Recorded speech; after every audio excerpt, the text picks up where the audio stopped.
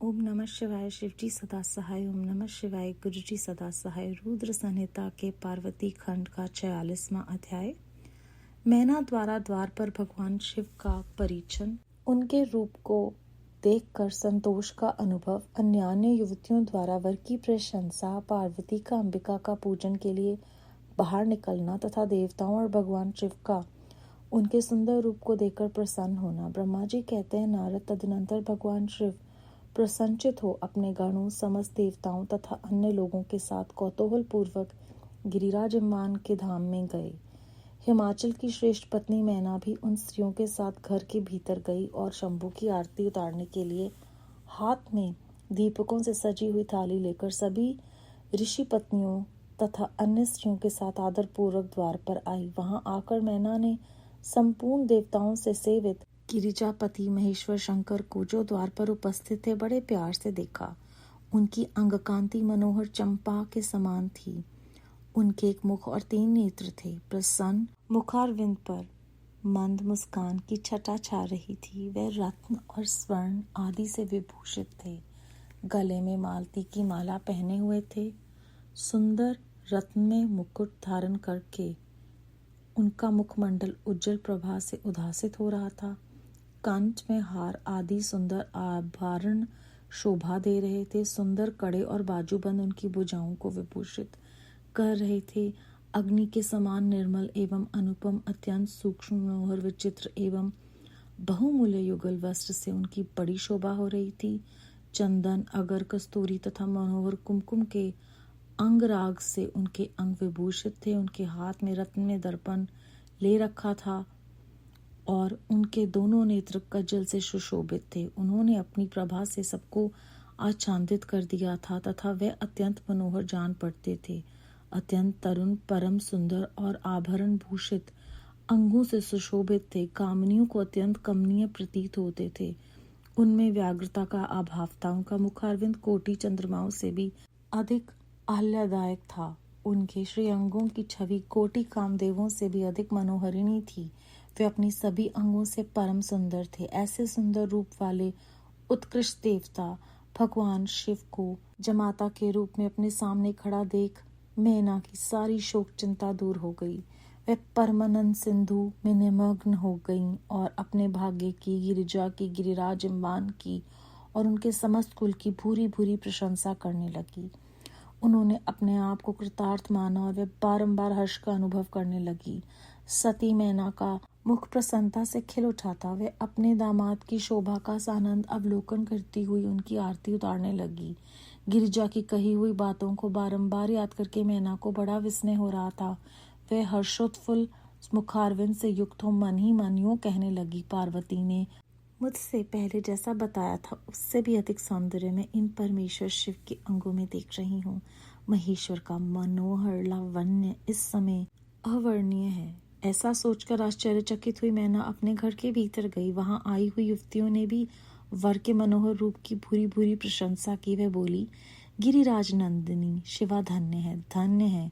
कुछ कन्याएं कहने लगी, दुर्गा तो साक्षात भगवती है। कुछ दूसरी कन्याएं महारानी मैना से बोली, हमने तो कभी ऐसा वर देखा ही नहीं है और ना कभी ध्यान में ही ऐसे वर का अवलोकन किया है।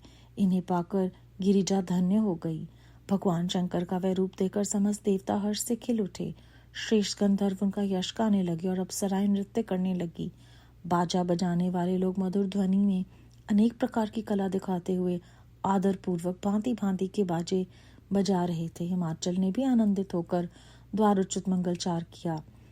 समस्त नारियों के साथ मैना ने भी महान उत्सव मनाते हुए वर का परिचन किया। फिर वे प्रसन्नता पूर्वक घर में चली गई। इसके बाद भगवान शिव अपने गणों और देवताओं के साथ अपने को दिए गए स्थान जनवासा में चले गए। इसी बीच गिरिराज के अंतपुर की स्त्रियां दुर्गा को साथ ले कुल देवी की पूजा के लिए बाहर निकली। वहां देवताओं ने, जिनकी पलकें कभी नहीं गिरती थी, प्रसन्नता पूर्वक पार्वती को देखा। उनकी अंग कांति नील अंजन के समान थी। वे अपने मनोहर अंगों से ही विभूषित थी। उनका कटाक्ष केवल भगवान त्रिलोचन पर ही आदर पूर्वक पड़ता था। दूसरी किसी पुरुष की ओर उनके नेत्र नहीं जाते थे। उनका प्रसन्न मुख मंद मुस्कान से सुशोभित था। वह कटाक्षपूर्ण दृष्टि से देखती थी और बड़ी मनोहरनी जान पड़ती थी। उनके केशों की चोटी बड़ी ही सुंदर थी। कपोलों पर बनी हुई मनोहर पत्रभंगी उनकी शोभा बढ़ाती थी। ललाट में कस्तूरी की बेंदी के साथ ही सिंदूर की बिंदी शोभा दे रही थी। वक्षस्थल पर श्रेष्ठ रत्नों के सारभूत हार से दिव्य दीप्ति छिटक रही थी। रत्नों के बने हुए कयूर, वल्य और कणकण से उनकी भुजाएं अलंकृत थी। उत्तम रत्न में कुंडलों से उनके मनोहर कपोल जगमगा रहे थे। उनकी दंत पंक्ति मणियों तथा रत्नों की प्रभा को छीन लेती थी और मुख की शोभा बढ़ाती थी। मधु से प्रेरित अधर और ओंठ बिंब फल के समान लाल थे। दोनों पैरों में रत्नों की आभा से युक्त महावर शोभा देता था। उन्होंने अपने एक हाथ में रत्न जटित दर्पण ले रखा था और उनका दूसरा हाथ क्रीड़ा कमल से सुशोभित था। उनके अंगों में चंदन, अगर, कस्तूरी, कुमकुम का अंगराग लगा हुआ था। पैरों में पाजेब बज रहे थे और वे अपने लाल लाल तलुओं के कारण बड़ी शोभा पा रही थी। समस्त देवता आदि ने जगत की आदि कारण भूता जग जननी पार्वती देवी को देखकर भक्ति भाव से मस्तक झुका मैना सहित उन्हें प्रणाम किया। त्रिलोचन शिव ने भी बड़ी प्रसन्नता के साथ कनखियों से उन्हें देखा और उनमें सती की आकृति को देखकर अपनी विरह वेदना को त्याग दिया। शिवा पर आंखें गड़ाकर भगवान शिव उस समय सब कुछ भूल गए। उनके सारे अंगों में रोमांच हो आया। वे हर्ष का अनुभव करते हुए गौरी की ओर देखने लगे। गौरी उनकी आंखों में समा गई थी। इधर काली पुरी से बाहर जाकर अंबिका देवी की पूजा करने के पश्चात ब्राह्मण पत्नियों के साथ पुनः अपने पिता के रमणीय भवन में लौट आईं। भगवान शंकर भी मुझ ब्रह्मा, विष्णु तथा देवताओं के साथ हिमाचल के बताए हुए अपने नियत स्थान पर प्रसन्नता पूर्वक गए। वहां गिरिराज के द्वारा नाना प्रकार की सुंदर समृद्धि से सम्मानित हुए वे सब लोग सुख पूर्वक ठहर गए और भगवान शिव की सेवा करने लगे। अध्याय 46 समाप्त। इस अध्याय में हमने जाना कि मैना अंदर जाती हैं और दीपकों से सजी हुई थाली लाकर जब शिवजी महाराज की ऋषि पत्नी और अन्य स्त्रियों के साथ वो आरती करती हैं तो उनको देखकर वो बहुत प्रसन्न होती हैं कि उनका मुखमंडल जो है वो बहुत उज्जवल है और वो बहुत सुंदर लग रहे हैं। इसका विस्तार से इस अध्याय में वर्णन किया गया है और वो परमानंद में मगन हो गई। बहुत ही खुश हुई कि मैं भाग्यशाली हूँ, मेरे पति भाग्यशाली हैं और मेरी बेटी भाग्यशाली और मेरा कुल भाग्यशाली है कि ऐसा जमाई जो है वो मेरा जमाई है।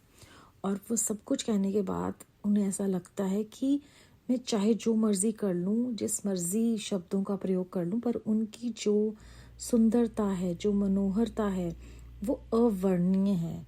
वो इतने सुंदर लग रहे हैं। और जहाँ वहाँ पर बैठी जितनी भी कन्याएं थी वो भी ये कहती हैं कि ना हमने कभी ऐसा वर सोचा, ना हमने कभी देखा है। ये बहुत ही धन्य है गिरिजा कि उनको ऐसे वर मिले हैं।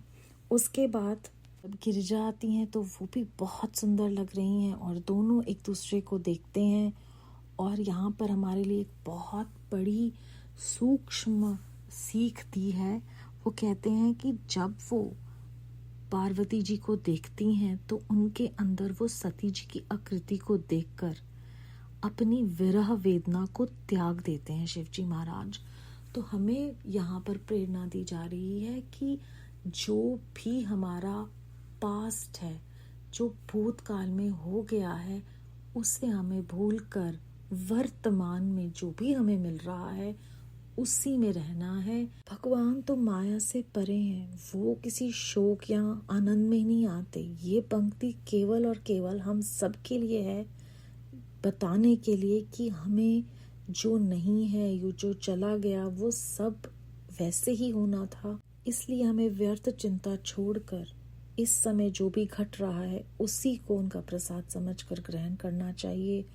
और सब जगह हर्ष था, देवता खुश थे, विष्णु जी खुश थे और सब सुखपूर्वक वहाँ ठहर गए जहाँ पर उनका बहुत सम्मान से हिमवान ने प्रबंध किया हुआ था। बेअंत शुक्राना गुरु जी महाराज। ओम नमः शिवाय। शिवजी सदा सहाय। ओम नमः शिवाय। गुरु जी सदा सहाय।